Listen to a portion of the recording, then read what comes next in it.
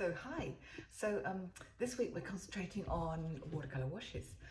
So it's the really basic watercolor technique, absolutely essential for whatever it is that you want to paint. So whether it's an animal or a landscape or a person, to be able to create either a very flat or a graded surface is a really essential skill.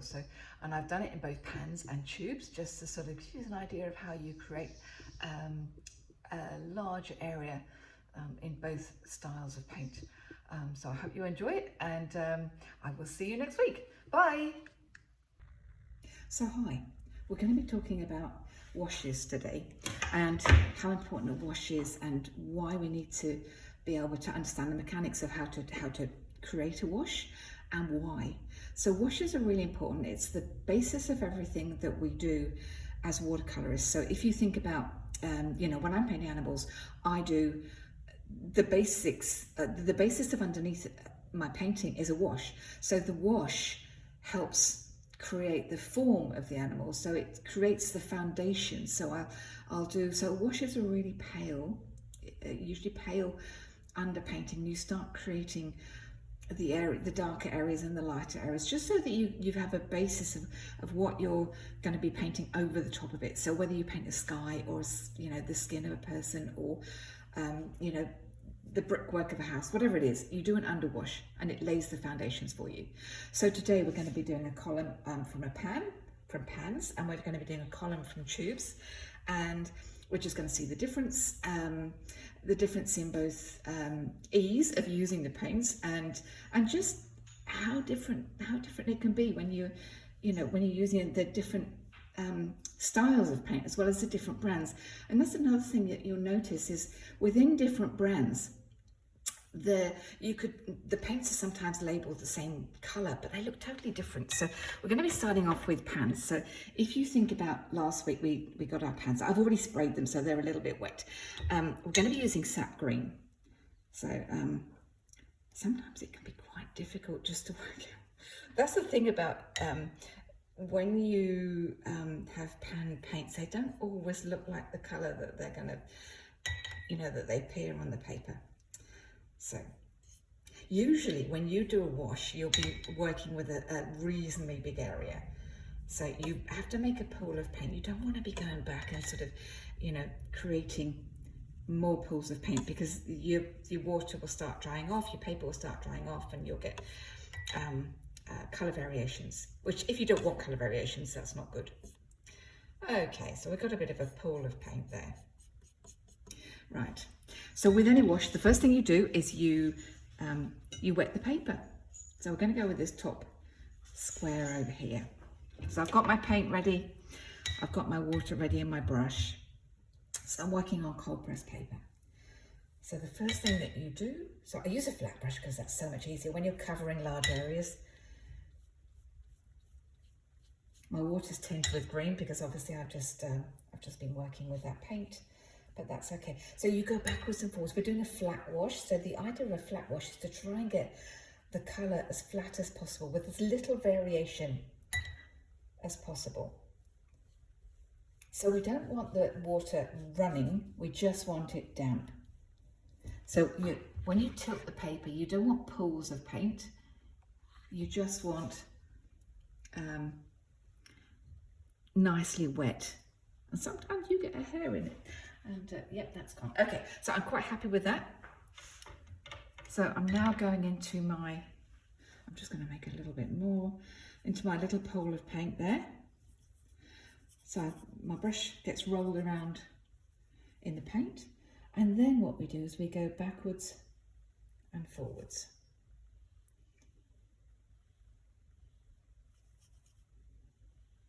So this is sap green pan paint. So I don't normally go backwards and up and down, but I think because my paint's quite pale, I'm going to do that. Okay, so I'm going to put my paint down now.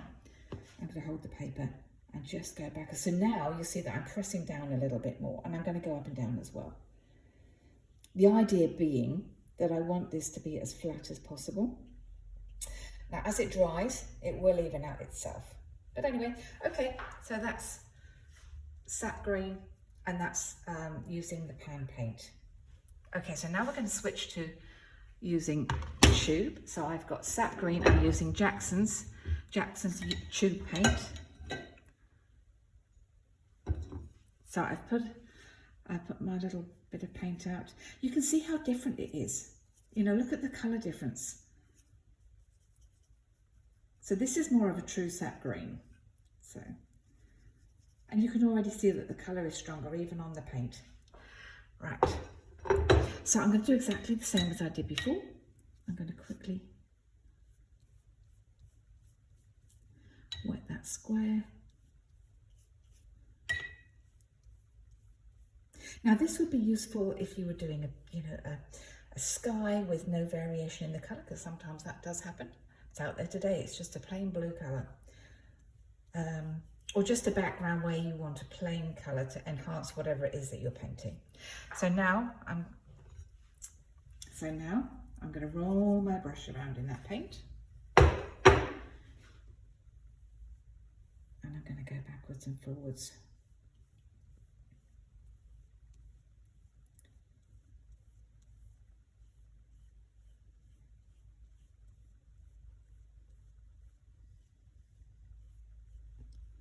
Going to get a little bit more paint on. Okay. So you can already see, if we go back to the pan paint, can you see how that's already evening out? So we're going to go into the second box. So this box is called this wash is going to be called a graded wash. So what a graded wash does is it goes from dark to light. So this is great if you're doing a sky where, you know, at the top, so horizons tend to get lighter. So that the sky gets lighter as it gets towards the horizon. So we're going to start off with a nice dark colour at the top. And we'll go with ultramarine. So as I said, I've already wet it, so I'm going to quickly work into that colour.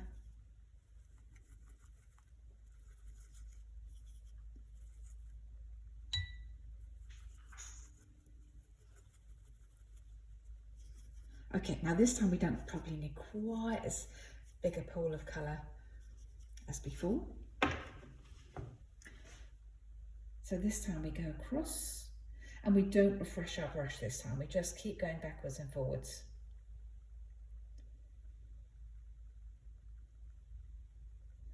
Now I am going to just rinse my brush out, because I want to get that. Okay.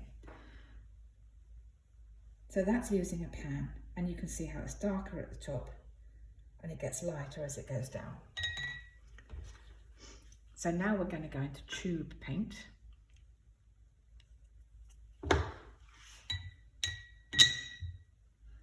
So the same as before, we're going to wet that square so it's nice and even. And this time I'm just going to pull out a little bit of colour. I don't want to use the whole blob. You should never mix the whole blob, because you never know if you want to go back and use a bit more of the paint. So I'm just picking out that very edge. Okay, I think I've probably got enough paint on my brush for that. And then we go across. Do 2 or 3. You can see it's already getting lighter.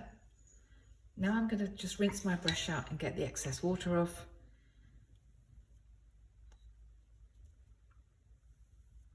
Now if you decide, because that's a little bit dark going down, so if you decide you want it lighter, just rinse your brush off, damp the excess water off, and you can see how I'm pressing now, because I'm trying to get some of that paint off.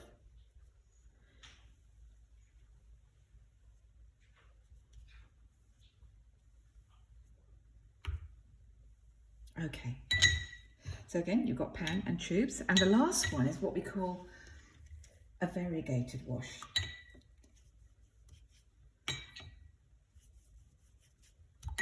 So we're going to quickly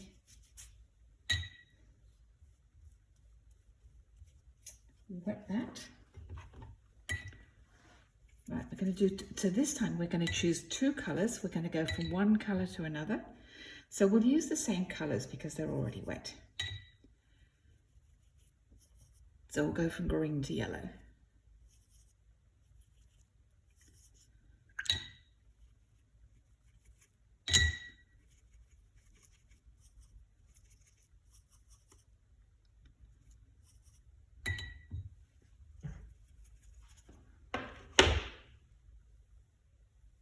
So we start off with, we start off like doing a graded wash.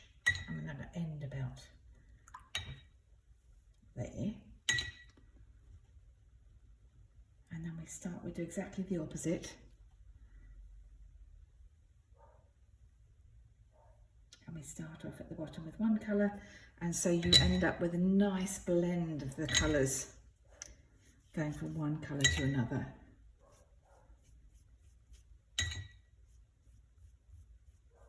So exactly the same. I'm going to use the 2 colours I've already used because they're out. So I'm going to start off with the blue. So we do